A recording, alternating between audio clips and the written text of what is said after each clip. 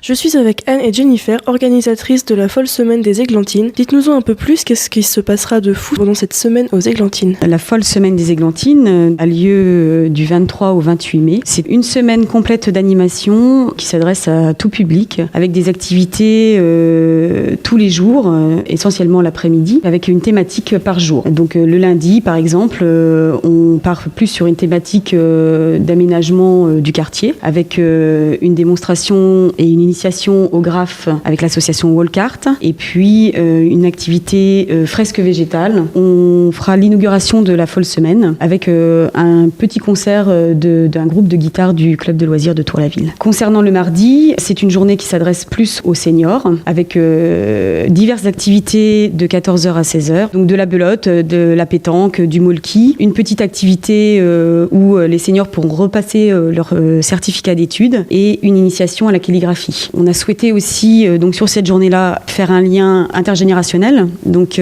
on propose un goûter à la sortie de l'école et puis une initiation au handball et un jeu du loup-garou. Pour le mercredi 25 mai, à partir de 14h30, on pourra se retrouver au cœur du quartier et proposer un grand jeu sous forme d'olympiade pour les 5 ans et plus. Et il y aura aussi un tournoi de foot animé par les jeunes du foyer Le Lagrange, donc un tournoi de foot de rue, animé, encadré par des jeunes, ils ont entre 14 et 18 ans. Et ensuite, pour finaliser cette journée qui est plus axée sur la jeunesse, on continuera l'atelier graphe avec Walkart parce qu'on travaille sur la fresque tout au long de la semaine. Et aussi pour faire un petit clin d'œil au Tour de France, on proposera un petit parcours de billes. Concernant la journée du jeudi, voilà, on a pensé à la femme. Donc c'est une journée consacrée à la femme avec pareil diverses activités. Donc une activité bien-être, une activité tricot, une activité couture. Le but de cette activité-là est de recycler un pantalon en jupe. Et puis on a fait venir l'association La Goutte d'Aude pour un petit temps de discussion et d'échange donc entre femmes qu'on a appelé Parole de femmes sur la thématique de la vie de femme, la vie de maman, c'est quoi du temps pour soi. On termine cette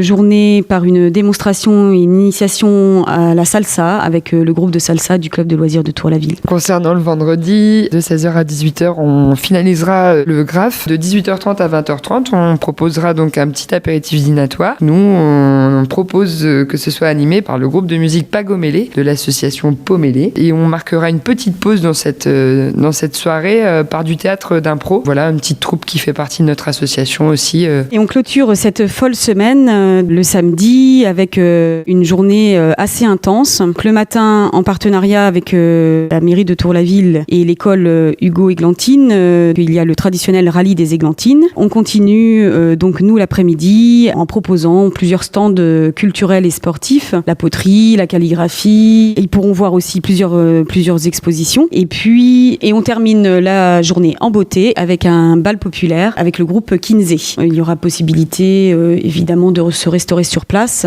Ça se passe donc aux Églantines à Tour-la-Ville, mais où est-ce qu'il faut se rendre exactement? Est-ce qu'il y a un point de rendez-vous? Alors le point de rendez-vous est sur le quartier des Églantines. Il y a un point information où là tout est indiqué. Sinon après il y a possibilité de prendre les renseignements sur la ferme des flottes au 02 33 22 24 50. Quel est le but de cette semaine? Alors l'objectif premier de cette semaine, c'est de créer du lien avec les habitants du quartier. Concernant les inscriptions, comment est-ce qu'on peut s'inscrire et est-ce qu'il reste des places disponibles? Par rapport aux inscriptions, effectivement, il y a plusieurs activités où il faut s'inscrire. Il faut tout simplement téléphoner à la ferme des flottes. Les gens peuvent venir quand même comme ça sur la plupart des activités. Est-ce que vous avez quelque chose à ajouter à tout ça? On a fait le choix en fait pour le samedi aussi pour qu'il y ait un fil rouge sur l'après-midi puis attirer les gens. On a invité donc Ça ressemble à quoi la Batucada de Cherbourg pour animer toute l'après-midi. Donc ils feront des petites interventions. Donc voilà, une Batucada, c'est un groupe de percussions brésiliennes souvent qui sont là dans les carnavals. Donc on a envie vraiment que le samedi soit axé sur la fête.